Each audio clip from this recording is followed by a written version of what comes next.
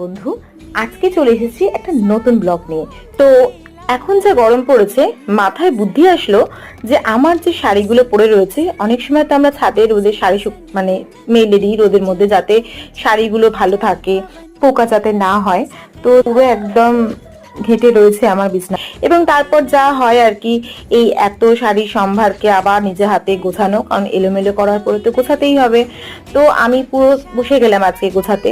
সারাদিন আমার এটা নিয়েই কেটে গেল। তো শাড়িগুলোকে সুন্দর করে ভাঁজ করে আবার যেমন তেমন রেখে দিলাম। এগুলোকে আবার আস্তে আস্তে সেলফে গুছিয়ে রাখলাম। তো তোমাদের আমার এই ব্লগটা কেমন লাগলো অবশ্যই আমাকে জানিও কমেন্ট বক্সে, এবং আরো নতুন নতুন দেখার জন্য আমাকে ইনবক্স করো। তো দেখো, আমার শাড়ি ভাঁজ হয়ে গেছে, এবং বেশি শাড়ি আমার খুব একটা নেই। তো যেটুকুনি আছে সেটুকুনিকে গুছিয়ে রাখার চেষ্টা করি।